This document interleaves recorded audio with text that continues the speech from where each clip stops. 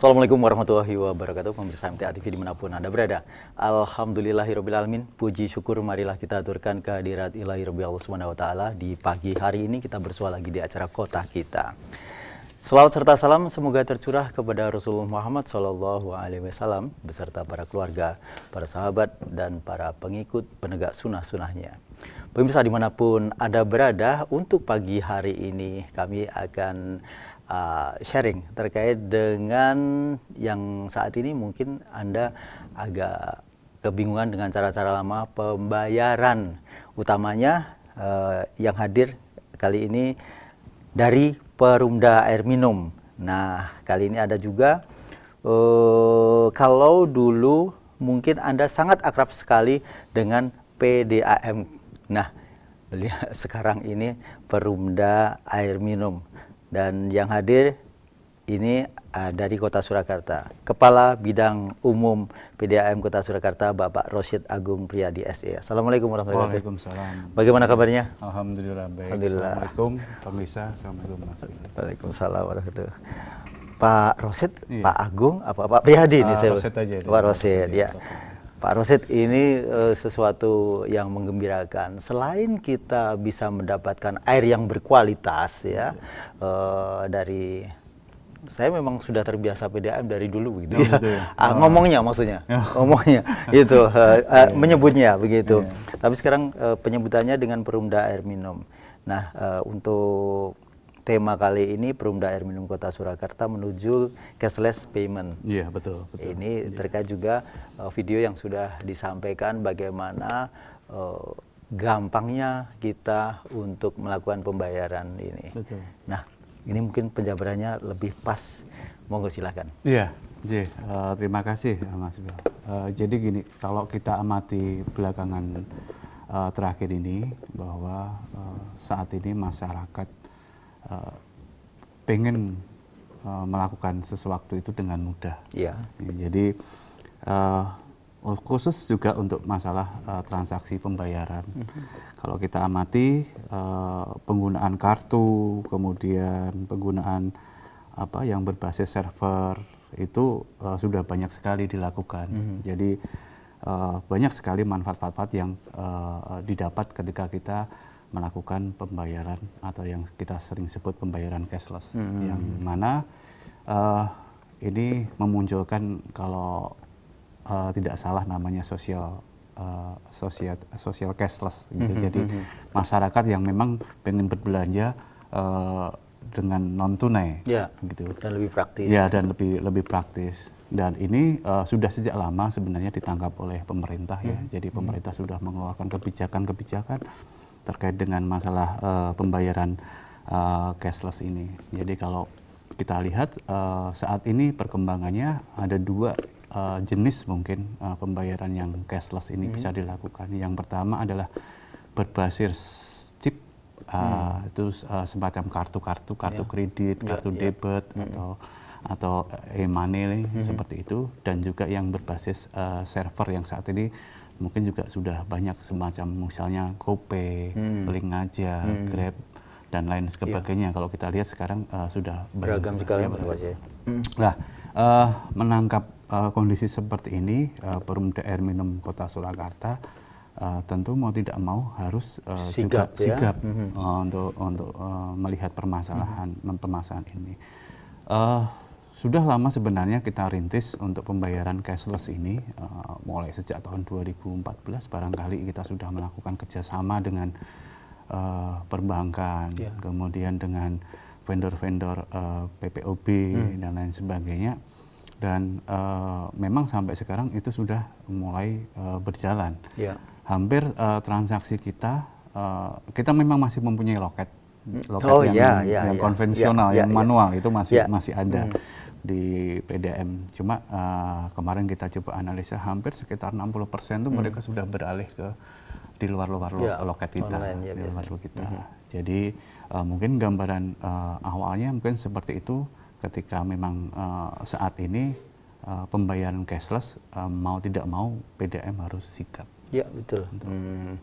Dan saat ini sebenarnya ini sudah berapa lama untuk cashless-nya? Untuk cashless sebenarnya sudah cukup lama ya, kita mulai tahun 2014 itu kita sudah mulai ada beberapa kerjasama dengan pihak-pihak yang menyediakan pembayaran cashless, misalnya perbankan, kemudian vendor-vendor PPOB ya kalau kita sebut, karena vendor-vendor PPOB ini kadang mereka juga bekerjasama dengan bank juga gitu, jadi otomatis pembayaran cashless ini sudah masuk di situ kan gitu. Nah, itu sudah kita rintis sejak tahun 2014 pada waktu itu, kerjasama awal mungkin dengan, kalau yang benar-benar murni cashless mungkin dengan perbankan ya, waktu itu dengan Mandiri, Bank Mandiri kalau tidak salah. Seiring berjalannya waktu, saat ini kita sudah kerjasama dengan bank-bank lain, bank BNI, kemudian lewat vendor-vendor kami ya secara tidak langsung sekarang sudah ada CMB Niaga, sudah ada Bank Mega, Bank Sinarmas, kemudian yang langsung juga ke kami Bank Jateng itu juga sudah masuk ke kita. Jadi kita memang berusaha untuk memperbanyak pelayanan-pelayanan pembayaran kita, khususnya sekarang saat ini untuk pembayaran yang cashless ya. Ya, saya juga memang mengikuti juga perkembangan dari PDAM tatkala untuk cashless-nya meskipun agak terlambat juga. Saya melihat dulu PLN sudah, wah ini kok PDAM masih manual di loket saja begitu. Tapi ternyata memang semuanya pasti berproses ya, berproses. Betul. Nah, seberapa jauh antusiasme masyarakat menyambut adanya cashless ini? Oh iya. Tentu seperti yang saya sampaikan di awal tadi, sebenarnya kalau misalnya masyarakat mengakui bahwa manfaat pembayaran dengan cashless ini kan sangat banyak. Dari sisi keamanan sekarang kita sudah segala sesuatunya sudah diamankan dengan mungkin PIN, dengan OTP dan lain sebagainya, sehingga masyarakat juga membayar dengan aman dengan itu. Kemudian tentunya efisien waktu, nggak perlu ke kantor, cukup di rumah saja mungkin bisa sekarang dari itu.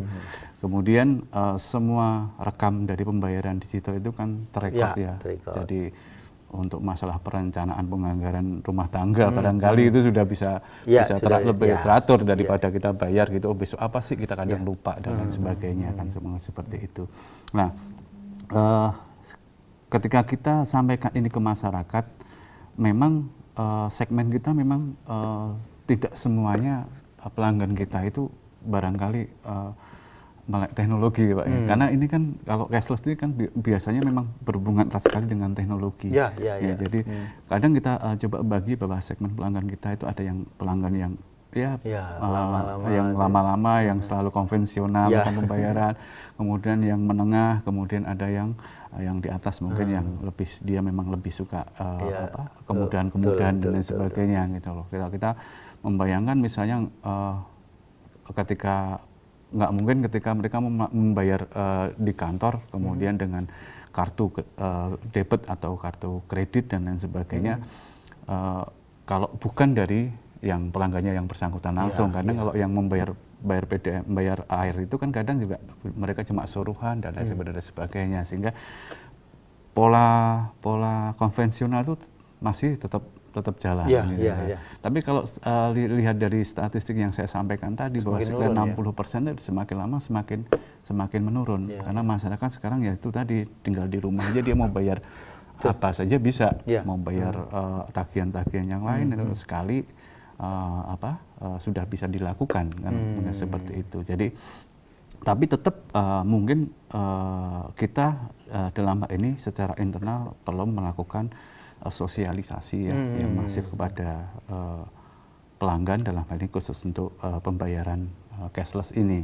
Apalagi Mas Bilal di masa pandemi seperti ini, karena memang ada anjuran untuk tidak sebaiknya agak mengurangi transaksi transaksi tunai, mana uang itu mungkin katanya juga merupakan salah satu media penyebaran dari COVID-19. Apalagi kalau datang nanti ada kerumunan dan sebagainya. Nah, betul seperti itulah. Itu kita pernah kita lakukan, kita sosialisasikan, kita dorong masyarakat itu bisa melakukan pembayaran melalui cashless. Ya dampaknya memang efeknya bahwa antusiasnya mungkin semakin ke sana yaitu tadi sekitar 60% itu sudah melakukan pembayaran di luar loket BDM, di luar loket BDM. Karena kita tetap harus memfasilitasi itu Mas. Jadi ada cashless, kemudian ada yang saya sebutkan tadi PPOB ya. PPOB itu adalah loket-loket yang didirikan oleh mungkin masyarakat melalui vendor tertentu.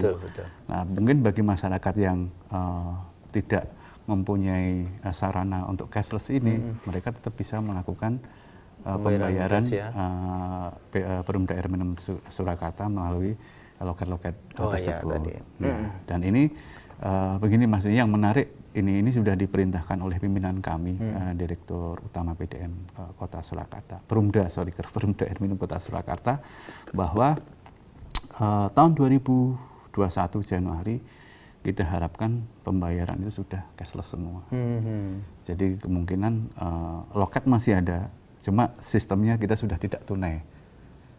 Semacam kalau kita mau contohkan misalnya zaman dulu jalan tol gitu kan kita masih tunai, akhirnya sekarang harus tol semua gitulah. Tahun 2021 itu mulai tanggal 1 Januari itu sudah ditetapkan kita sebaiknya untuk melakukan pembayaran tagihan Perumda Air Minum Kota Surakarta itu dengan non tunai atau cashless. Baik. Pemirsa dimanapun Anda berada, tentu saja di pagi hari ini kami memberikan kesempatan bagi Anda yang akan bertanya terkait dengan cashless payment di Perumda Air Minum Kota Surakarta. Yang saat ini hadir beliau Bapak Rosid Agung Priyadi SE, selaku Kepala Bidang Umum ini PDAM Kota Surakarta salah ya? Perumda. Perumda ya. Saya tadi aja masalah Pak. Karena belum semua PDAM itu menjadi Perumda Mas. Jadi, berapa lama sih sudah perubahan ini? Tahun 2017. Sebenarnya sudah 3 tahun juga ya? Hanya sosialisasi publikasi juga. Iya, karena kita masih, saya sendiri aja masih menyebutkan PDAM gitu. Betul. Dan logonya juga sudah beda ini? Beda ya? Betul. Ini ada gunungan sama apa ini? Angin apa nih? Ini dulu setelah itu ada airnya apa Kang? Itu jatuh nanti. Apa? Oh enggak. Setelah Perumda itu PDAM itu berubah jadi Perumda. Waktu itu kita mengadakan lomba. Oh begitu. Lomba logo ya, desain logo. Dan ini yang pemenangnya ada ini. Oh iya. Ini. Sedikit disampaikan mungkin tentang logo ini. Kalau dari atas ini apakah aliran sungai atau apa kan?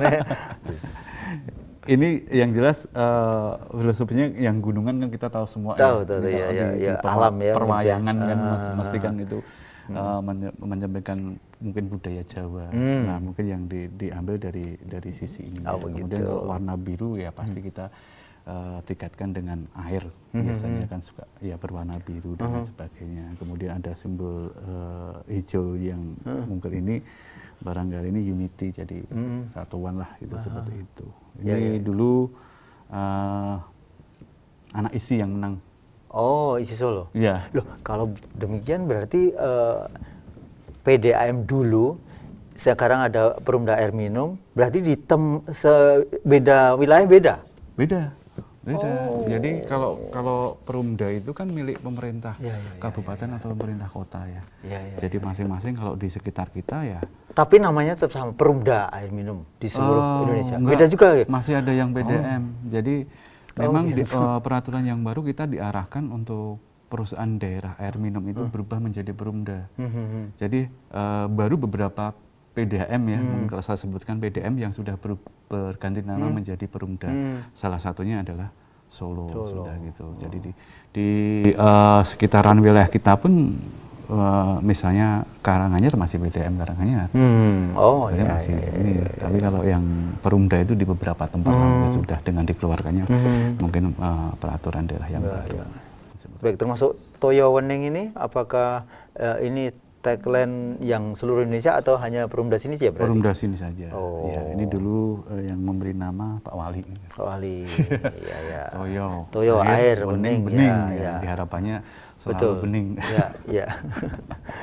Baik, pemirsa dimanapun Anda berada, tentu saja kami akan memberikan kesempatan bagi Anda yang ingin berinteraksi. Namun sebelumnya kita ikuti jeda pariwara berikut ini.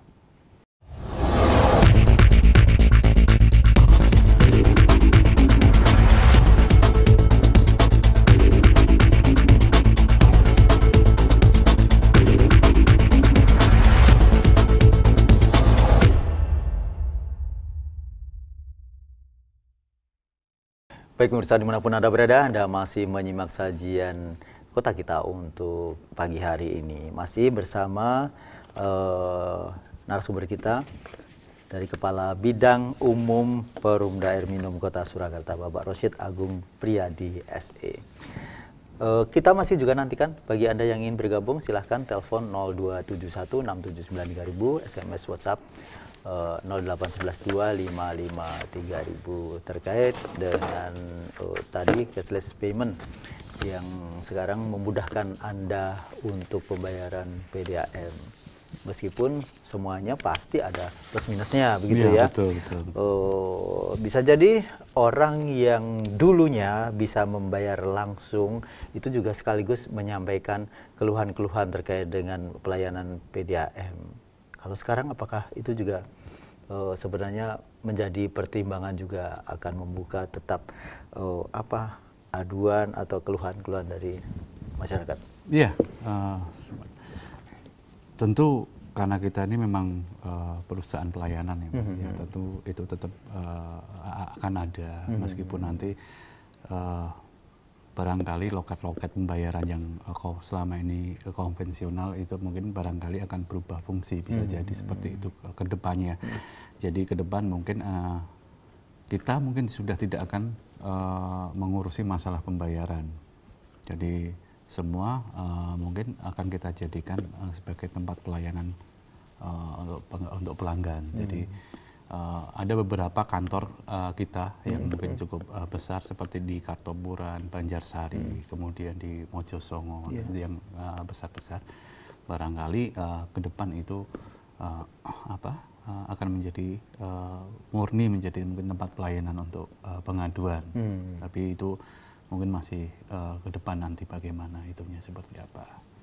Terkait dengan yang saya info yang saya dapat bahwa memang sekali lagi itu tadi kita dorong untuk pembayaran cashless memang ke depannya seperti itu. Apa sih sebenarnya yang sering menjadi aduan atau keluhan dari para pelanggan layanannya? Iya, jadi tentu ini mungkin menjadi PR hampir semua mungkin masalah di PDAM di seluruh Indonesia. Masalah kualitas air, kontinuitas air, kuantiti airnya, 3K itu ini selama ini yang sering masuk ke pelayanan kami khususnya di pengaduan. Jadi ya air mati, air keruh dan lain sebagainya. Dan ini kita selalu upayakan semaksimal mungkin. Bahkan di saat ini di Perumda Air Minum Kota Surakarta ada namanya URC, Mas Bila. Unit reaksi cepat. Itu dia bekerja malam hari sampai jam 11 malam. Jadi ketika ada pengaduan yang masuk ke call center kami, itu langsung kita teruskan ke teman-teman URC yang waktu itu mungkin piket atau jaga. Saat itu juga diupayakan untuk bisa diselesaikan gitu loh. Kalau misalnya sampai malam itu tidak selesai, barangkali kan kerusakan kadang biasanya ada yang mungkin kecil, ada yang gede, mungkin kalau misalnya pipa gede dan lain sebagainya gitu, memang harus butuh bantuan dari unit cabang, ya akan kita selesaikan bersama unit cabang. Tapi intinya untuk percepatan pelayanan ini, unit reaksi cepat ini dia bekerja sampai malam, untuk melayani aduan pelanggan. Seperti itu. Pelanggan diseyogyakan untuk bisa melakukan cashless payment ini. Sementara apakah juga ditindaklanjuti atau diimbangi satu tadi tentang layanan, yang kedua ini petugas kontrol meter yang ada di rumah. Nah, ini apakah mereka ada teknologi juga agar tidak perlu petugas datang begitu, karena kadang-kadang meteran ada di dalam rumah begitu. Nah, ini bagaimana mengatasi? Karena kalau hanya sekedar kalau pelanggan menyampaikan, ada yang kalau PLN meterannya segini ditulis. Nah, ini kan butuh kejujuran di sana dan lain sebagainya. Usaha untuk lebih memudahkan agar ini menjadi satu otomatisasi untuk alat itu, apakah ada juga? Iya, kalau terkait dengan teknologi untuk pembacaan meter ya, di kami sudah cukup lama sebenarnya. Saya agak lupa saya tahun berapa, bahwa untuk pembacaan meter itu kita sudah menggunakan teknologi yang berbasis Android ya.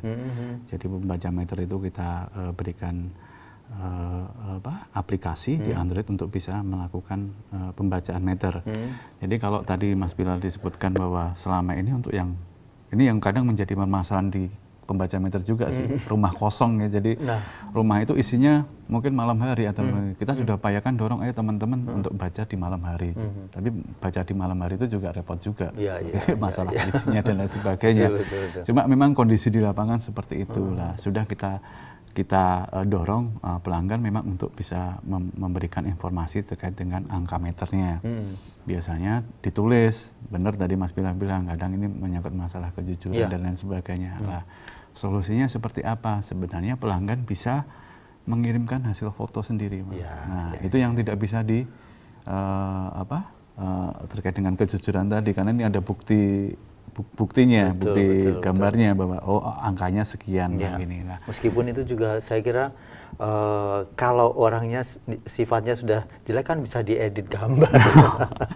Iya betul. Tapi nanti itu efeknya malah mungkin akhirnya ke pelanggan sendiri, karena perhitungannya kan jadi bermasalah ke belakangnya. Dan yang ke depan yang saat ini sedang kita bangun, bahwa kami ada aplikasi yang sudah kita taruh di Play Store juga. Itu di situ informasi bisa ada untuk pengaduan, kemudian untuk melihat tagihan dan lain sebagainya. Nah, yang fitur yang paling baru ini nanti setor bacaan.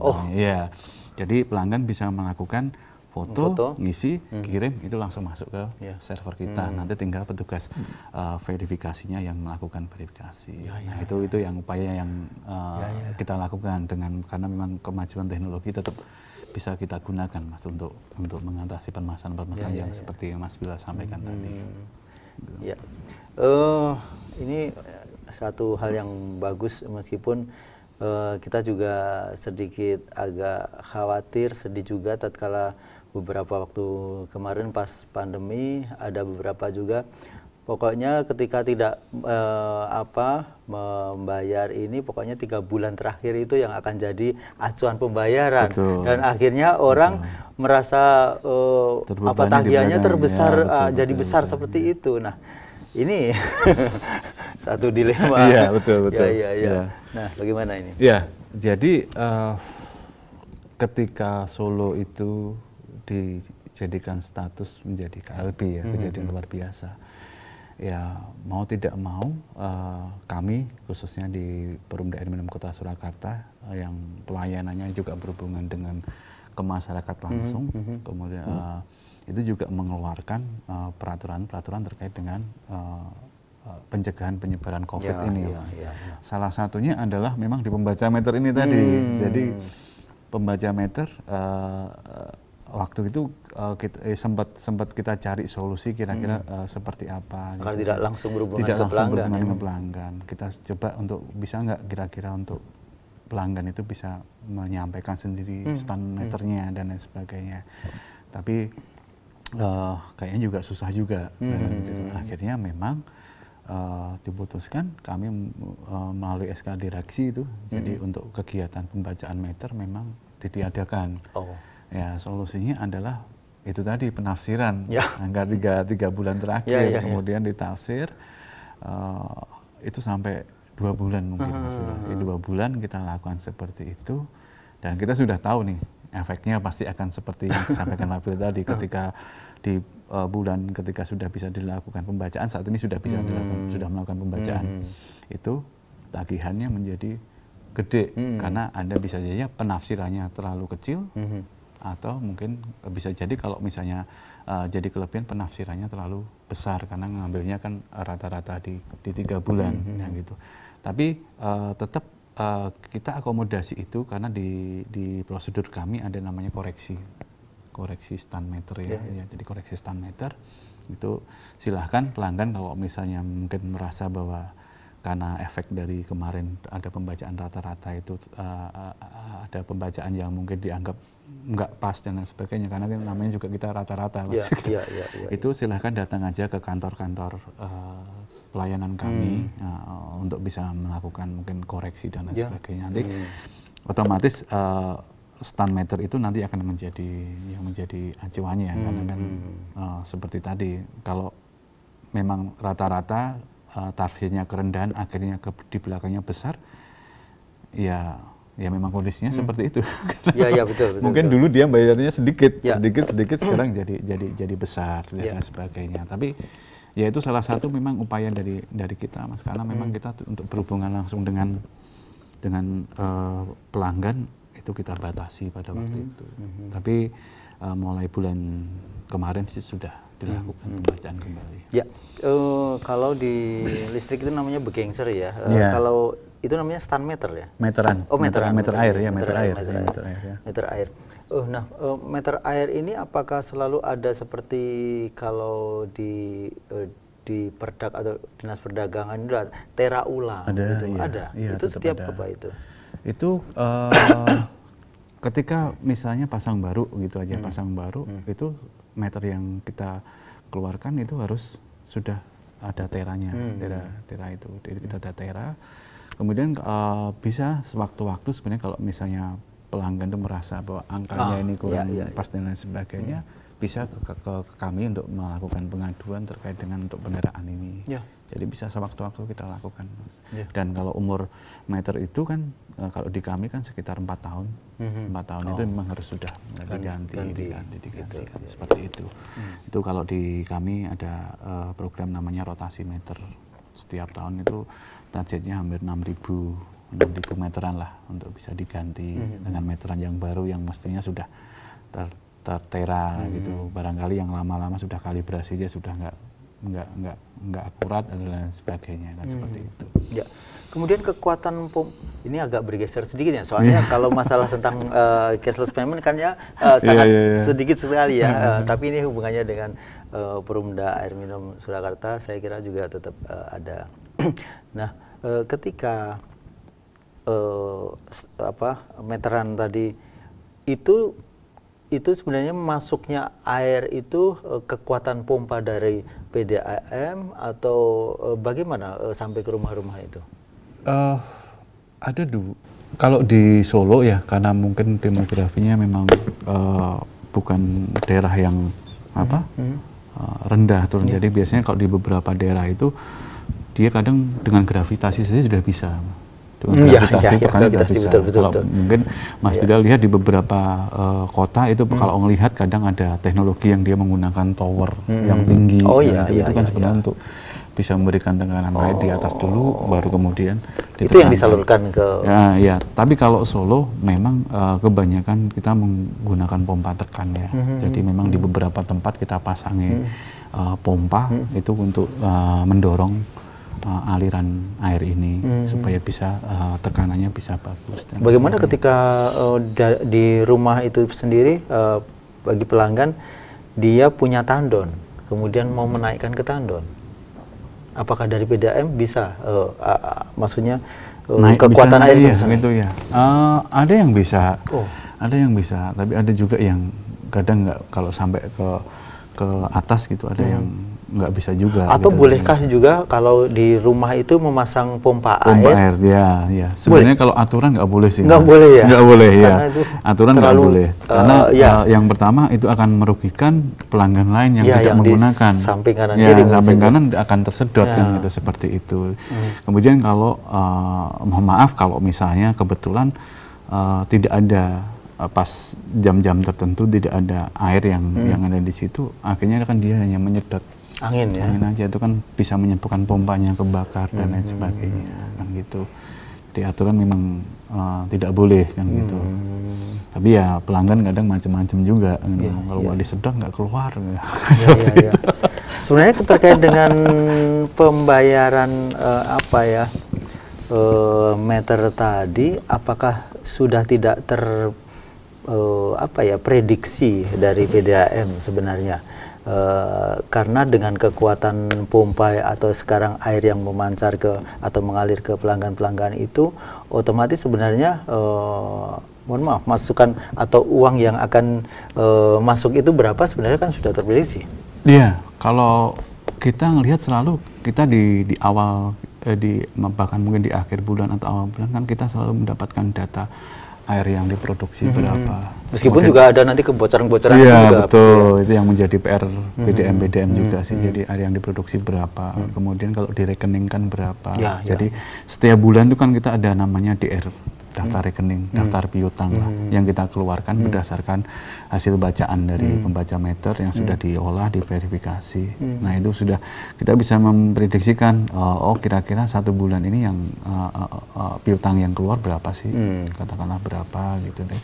Nah kemudian nanti seiring berjalan waktu dia tinggal pembayarannya berapa, kan seperti itu. Ya. Jadi sebenarnya kita sudah bisa memprediksikan, maksudnya berapa untuk pendapatan dari rekening air itu berapa, gitu, seperti itu. Dan selama ini pelanggan-pelanggan PDAM atau Perumda Air Minum Kota Surakarta utamanya, itu adalah termasuk orang-orang yang rajin untuk membayar atau tidak? Kalau saya tanya ke Mas Bilal, kalau 75% itu termasuk rajin apa enggak?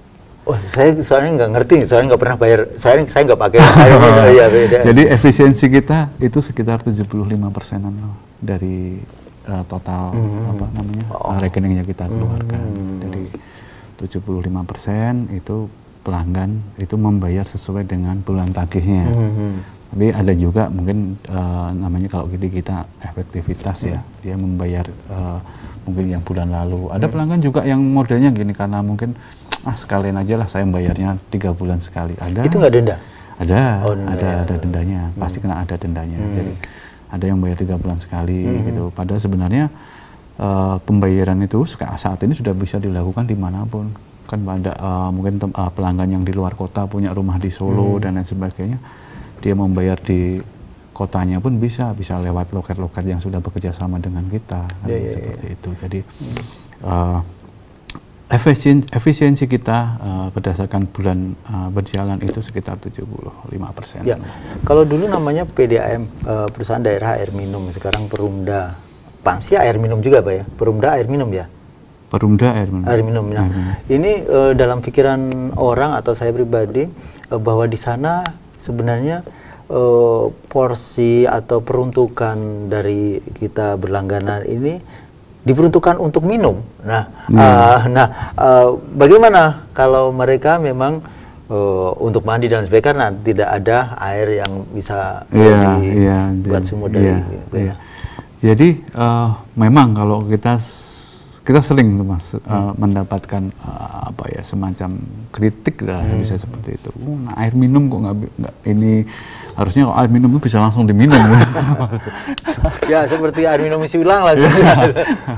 Jadi memang kalau kita lihat dari arti harafiahnya langsung air minum ya memang harus minum. Tapi memang kenyataannya bahwa kita itu menyediakan fasilitas untuk pelayanan kebutuhan lebih ke air bersih sih sebenarnya, lebih air bersih ya. Dan kedepannya memang ada satu target dari Perusahaan Umum Daerah Air Minum Kota Surakarta yang sudah disampaikan oleh Bapak Dirut itu, mungkin bisa dibilang jangka panjangnya dan lain sebagainya, akan dijadikan sebagai uji coba terlebih dahulu, dan yang di wilayah selatan itu dicoba untuk yang bisa langsung diminum. Ya itu nanti mungkin jangka panjangnya akan dicoba seperti itu. Pilot projectnya kalau tidak salah yang saya dengar kemarin dari Bapak Direksi itu untuk yang wilayah selatan. Gitu. Mestinya kan itu pipanya harus ganti semua. Betul. Baik. Ya, terima kasih sekali Pak Rosid atas kehadirannya dan pencerahannya, dan ini akan pasti masyarakat juga akan mendukung segala sesuatu yang di sana akan memajukan kotanya. Kemudian dia harus berbuat apa tatkala layanannya memang sudah maksimal seperti ini. Dan kalaupun itu meskipun saat ini sudah maksimal, ada masukan harus juga tetap direspon. Iya, tetap itu kewajiban kami. Betul. Terima kasih, insya Allah kita akan bersua lagi di lain kesempatan. Kalau misalnya diizinkan, oh iya, ini ada kita memperkenalkan produk kita yang terbaru ini, Mas. Khususnya dengan cashless. 1 menit bisa? Oh bisa, ya, jadi gini, bagi pemirsa MTA TV, bahwa kita kemarin sudah melakukan launching untuk pembayaran dengan menggunakan QRIS ya. Quick Response Code standar Indonesia. Jadi barangkali kalau nanti pelanggan melakukan pembayaran di loket-loket kita bisa tidak menggunakan uang tunai. Tapi apabila mempunyai aplikasi seperti GoPay, Gojek, Link aja, kemudian Shopee Pay dan lain sebagainya, itu bisa digunakan untuk pembayaran non tunai. Nah, itu yang produk kami yang terbaru. Mari masyarakat Kota Surakarta, khususnya pelanggan PDM, untuk bisa memanfaatkan pelayanan terbaru kami tersebut. Mungkin itu saja. Baik, terima kasih Pak Rosyid. Ya, silakan pemirsa, bagi Anda yang ingin memanfaatkan, dan ini lebih pas kalau sebaiknya gunakan sekarang kemudahan-kemudahan yang sudah disampaikan oleh beliau Pak Rosyid atau dari Perumda Air Minum Kota Surakarta. Dan akhirnya hanya sampai di sini sajian kota kita untuk pagi hari ini. Mohon maaf atas segala kesalahan. Bila taufiq wa hidayah. Assalamualaikum warahmatullahi wabarakatuh. Waalaikumsalam.